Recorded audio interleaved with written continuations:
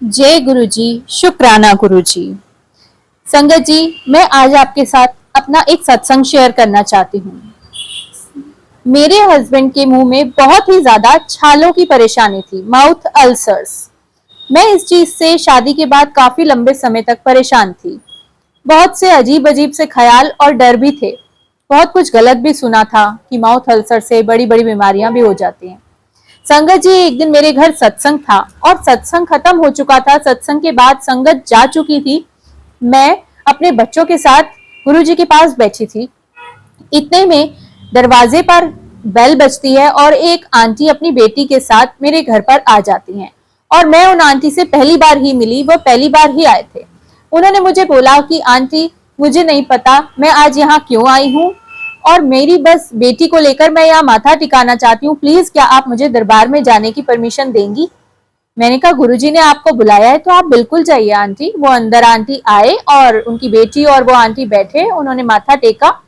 वो किसी बात से थोड़ा सा परेशान थी तो उन्होंने मेरे से बोला कि आंटी अब हम चलते हैं। तो मेरे मन में अजीब सी बात आई कि ऐसे कैसे संगत जा सकती है, मैं इनके लिए लंगर प्रसाद ले आती हूँ। मैं कहा, नहीं आंटी आप बैठो, मैं आपके लिए लंगर प्रसाद लेकर आती हूँ। वो आंटी बहुत रोने लगी गुरुजी के पास बैठ के कि गुरुजी आपका बहुत बहुत शुक्राना, आपने मुझे अपने चरणों में बुलाया। वो आंटी खुद भी नहीं समझ पा रही थी और ना ही मैं दिमाग पर जोर दे पा रही थी कि ये आंटी कौन है, कहाँ से आई हैं, किस लिए भेजा है गुरुजी ने। इतने में वो आंटी को और उनकी बेटी को मैंने लंगर प्रसाद दिया और गुरुजी के पास बैठकर हम बड़े ही डिवाइन दर्शन गुरुजी के करने लगे। और हमेशा की तरह सत्संग शेयर करने का मन हुआ तो आपस में हमारी बातचीत हो रही थी। तो इतने में ही मेरे मुंह से निकला कि मेरे अंकल की वजह से आज मैं बहुत परेशान हूँ। मेरे अंकल बेचारे बोल भी नहीं पा रहे हैं, उनके मुंह में माउथ अल्सर्स हो रखे हैं। हमारे मुंह में एक भी छाला हो जाता है तो हम इतना तड़प जाते हैं और उनके मुंह में इस टाइम 7 से 8 छाले हैं, वो भी बहुत पेन वाले। और मेरे अंकल लंगर प्रसाद भी नहीं कर पाएंगे, मुझे ऐसा लगता है। मेरे अंकल अभी आए नहीं थे।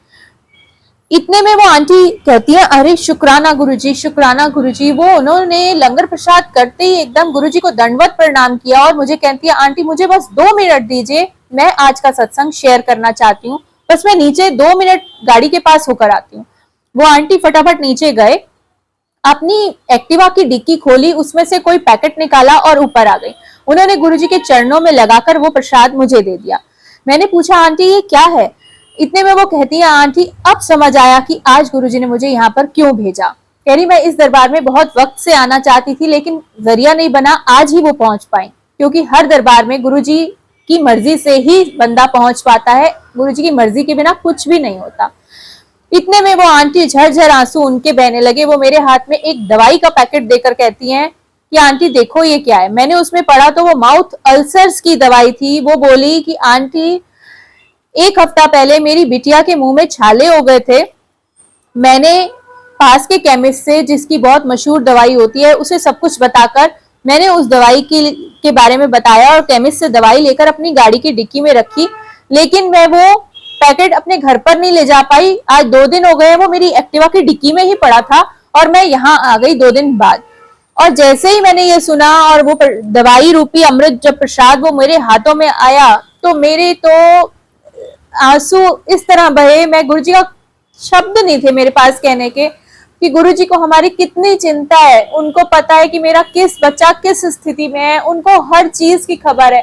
और हम ऐसे कमले हैं, ऐसे बेकार बच्चे हैं कि हम बात बात पे टूट जाते हैं, बार बात पे हम विश्वास खो देते हैं। गुरुजी आप ये नहीं दिख रहा आपको, गुरुजी आप ऐसा नहीं कर रहे हो। गुरुजी से इतनी शिकायतें करते हैं, इतना गुरुजी हमें समझाते हैं कि मांग मत बेटा, सिर्फ मान।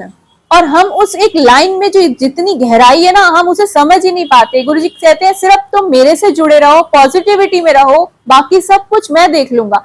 लेकिन हम इंसान हैं, हम अपना दिमाग जरूर चलाते हैं। हमें लगता है कि शायद जो करना है हमने ही करना है, गुरुजी तो बस बैठे हैं हाथ पे हाथ धर के। लेकिन नहीं संगत जी, हम ऑलवेज गलत होते हैं, ऑलवेज गलत होते हैं।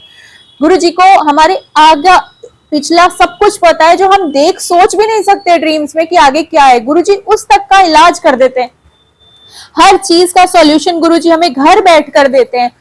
हमें और क्या चाहिए? हमें ऐसा गुरु मिल गया है ना, ऐसा परमात्मा हमारे आसपास है कि बस जिनके चरणों में सारी जीवन में अपनी सांसें लगा दूं ना तो वो भी कम है। इतना शुक्राना किया मैंने और वो आंटी और मैं इतना खुश हुए, और उस दिन से वो हमेशा सत्संग में भी आने की कोशिश करती हैं आंटी। और ऐसा गुरुजी ने अपने चरणों में जोड़ लिया है कि गुरुजी अपने आप किसी ना किसी जरिए से आपके पास तक आपकी जरूरत की चीज पहुंचा देते हैं। वो खुद नहीं आते, वो अपने बंदों को भेजते हैं। वो भेष बदल कर भी आ जाते हैं, किसी ना किसी को सेवा के रूप में भेज देंगे, वो किसी ना किसी की सेवा लगा देंगे और आपकी वो प्रॉब्लम सॉल्व हो जाएगी। संगत जी, आप सच में कहती हूँ गुरुजी के एक एक गोल्डन वर्ड्स को याद कीजिए, और अगर आप उनको मानने लगे, उनको उन चीजों को फॉलो करने लगे, अपना अहंकार अपनी बुद्धि लगाना बंद कर दो, तो आप खुद देखोगे कि आपकी लाइफ सच में हमारे महाशिव चलाएंगे। और महाशिव अगर किसी का घोड़ा हाँकते हैं ना, वो कभी टेढ़ा नहीं जाता, वो बिल्कुल सीधा जाएगा। और यही गुरुजी कहते थे। तो इसलिए शुक्राना करें अपने परमपिता परमात्मा का, और हर हाल में शुक्राना करें। सुख दे तो भी समझिए शुक्राना गुरुजी का, दुख दे तो भी समझिए कि गुरुजी आपका शुक्राना, जो ये कष्ट आया है मगर आप इसको अपने आप निपटा लेंगे, हम क्यों टेंशन ले, हम तो आपके बच्चे हैं। तो इसी तरह अपने जीवन को पॉजिटिव होकर बस जिए, और हर चीज पॉसिबल है संगत जी। अगर गुरुजी के चरणों में आप एक बार भी माथा टेक चुके हैं ना, तो आपकी लाइफ में सब कुछ पॉसिबल है। बस शुक्राना करें, अहंकार ना रखें मन में, बहुत सिंपल साधारण रहें अपने जीवन में। तो बहुत बहुत शुक्राना गुरुजी, आपने हमें अपने चरणों में जगह दी, आपका बहुत बहुत शुक्राना। आज के सत्संग सेवा का भी बहुत बहुत शुक्राना गुरुजी। जय जय गुरुजी।